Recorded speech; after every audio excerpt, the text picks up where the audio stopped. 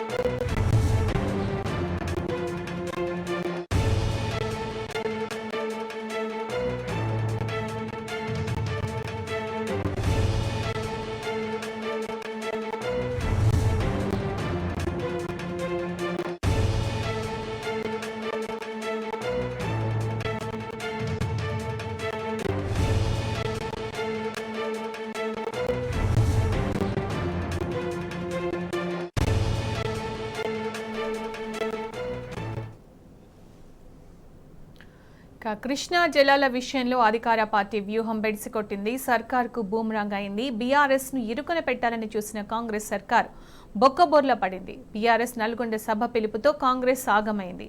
హడావిడిగా అసెంబ్లీలో తీర్మానం చేసింది. తీర్మానంలోనూ అన్ని తప్పుల తడకలే.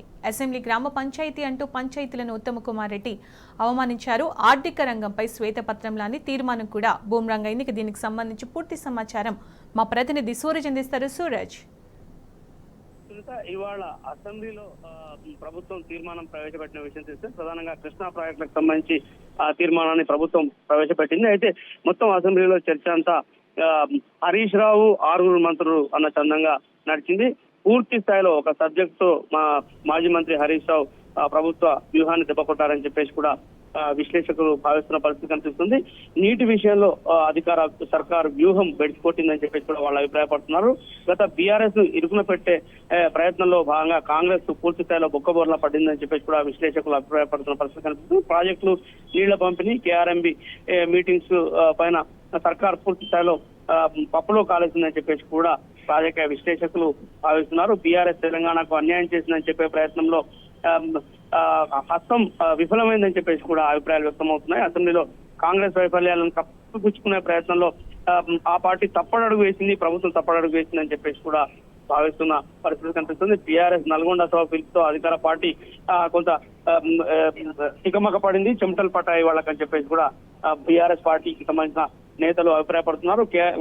కేసీఆర్ పిలుపుతో అసెంబ్లీలో తీర్మానం అంటూ కాంగ్రెస్ పార్టీ హడావుడి చేసిందని, ఈ హడావుడి కూడా అంతా తూతు మంత్రంగా సాగిందని చెప్పేసి కూడా వాళ్ళు అభిప్రాయపడుతున్నారు. తీర్మానంలో అన్ని తప్పులే ఉన్నాయని చెప్పేసి కూడా బీఆర్ఎస్ సంబంధించిన ఎమ్మెల్యేలు అభిప్రాయపడ్డారు. అసెంబ్లీ గ్రామ పంచాయతీ అంటూ నీటిపారుదల శాఖ మంత్రి పోల్చిన వైనం పైన కూడా మాజీ మంత్రి హరీష్ రావు కొంత వ్యంగ్యంగా మాట్లాడారు. అంటే పంచాయతీలకు హోదా లేదా, పంచాయతీలను చులకన చేసి ప్రభుత్వం మంత్రి మాట్లాడుతుందా అని చెప్పేసి కూడా మాజీ మంత్రి హరీష్ రావు రివర్స్ సమానం ఇచ్చిన పరిస్థితి కనిపించింది. మొత్తం మీద ప్రభుత్వం ఆర్థికం పైన ఎలాగైతే వైట్ పేపర్ పెట్టి బూమరాంగ్ అయిందో సేమ్ అదే పద్ధతిలో కూడా ఇవాళ నీటిపారుదల పైన, కృష్ణా ప్రాజెక్టుల అంశాలకు సంబంధించి కూడా తీర్మానం ప్రవేశపెట్టి కొంత ఇబ్బంది పడిందని చెప్పేసి అభిప్రాయాలు కూడా బీఆర్ఎస్ వ్యక్తమవుతున్నాయి. సభలో ప్రతిపక్షాల ప్రశ్నలతో మంత్రులు, ముఖ్యమంత్రి నీళ్లు నమిలిన చందం కనిపించిందని చెప్పేసి కూడా బీఆర్ఎస్ పార్టీలో అభిప్రాయాలు వ్యక్తమవుతున్న పరిస్థితి కనిపిస్తుంది. అసెంబ్లీలో ప్రభుత్వంపై హరీష్ రావు మూకుమ్మడి దాడి చేసిన పరిస్థితి చాలా స్పష్టంగా కనిపించింది. హరీష్ రావు ఇచ్చిన కౌంటర్ తో మంత్రులంతా కూడా తోకముడిచిన పరిస్థితి కనిపించిందని చెప్పేసి కూడా బీఆర్ఎస్ పార్టీ నాయకులు అభిప్రాయపడుతున్నారు. హరీష్ రావు దిమ్మ తిరిగే విధంగా సమాధానాలు చెప్పారని చెప్పేసి, దీంతో అధికార పార్టీ కాస్త ఇబ్బంది పడి ఇరకాటంలో పడిందని చెప్పేసి కూడా బీఆర్ఎస్ పార్టీలోనే అభిప్రాయాలు వ్యక్తమవుతున్న పరిస్థితి కనిపిస్తోంది. హరీష్ రావును బుల్డోజ్ చేసేందుకు 6 మంత్రులు విశ్వ ప్రయత్నాలు చేసినా అది కుదరలేదని చెప్పేసి కూడా వాళ్ళు అభిప్రాయపడుతున్నారు. నిజాలు ప్రజలకు తెలియకుండా పదే అడ్డుకునే ప్రయత్నాలు చేసిన పరిస్థితులు కూడా వాళ్ళు ఎత్తి చూపుతున్నారు. హరీష్ రావును సభలు నిర్వహించేందుకు మంత్రులు అనేక రకాలుగా తంటాలు పడ్డ పరిస్థితిని కూడా వాళ్ళు ఇందుకు ఉదాహరణగా ఎత్తి చూపిన పరిస్థితి కనిపిస్తుంది. పవర్ పాయింట్ ప్రజెంటేషన్ తో సభను తెలంగాణ సమాజాన్ని కాంగ్రెస్ పార్టీ తప్పుదో పట్టించే ప్రయత్నాలు చేసింది. తద్వారా ప్రభుత్వం కూడా కొంత ఇబ్బందులు పడే పరిస్థితి తలెత్తిందని చెప్పేసి కూడా వాళ్ళు అభిప్రాయపడ్డారు. పవర్ పాయింట్ ప్రజెంటేషన్ లో పూర్తి అర్ధ సత్యాలే ఉన్నాయి. మంత్రి ప్రజెంటేషన్ అర్థం కాక తలలు పట్టుకున్న వైనం ఎమ్మెల్యేలో కనిపించిందని చెప్పేసి కూడా బీఆర్ఎస్ ఎమ్మెల్యేలు అభిప్రాయం వ్యక్తం చేశారు. మొత్తంగా ఇంగ్లీష్ లో ఈ ప్రజెంటేషన్ ఉండడం కూడా కొంత అర్థం కాని ఆగమ్య గోచర పరిస్థితికి దారితీసిందని చెప్పేసి కూడా వాళ్ళలో అభిప్రాయాలు వ్యక్తం అవుతున్నాయి. గోదావరి వాటర్ విషయంలో ఏపీకి సహకరిస్తామంటే కృష్ణా వాటర్ అంటూ పబ్లిక్ లో పల్చనైంది ప్రభుత్వం అని చెప్పేసి కూడా వాళ్ళ అభిప్రాయం వ్యక్తం చేశారు. అసలు విషయంలో ప్రతిపక్షం విడుదల చేయడంతో కాంగ్రెస్ కపట నీతి బట్టబయలైనట్లు అయిందని చెప్పేసి కూడా బీఆర్ఎస్ పార్టీకి సంబంధించిన ఎమ్మెల్యేలు అభిప్రాయపడ్డారు. సభలో ఉన్న ప్రతిపక్షాల ప్రశ్నలకు సమాధానం చెప్పకుండా కేసీఆర్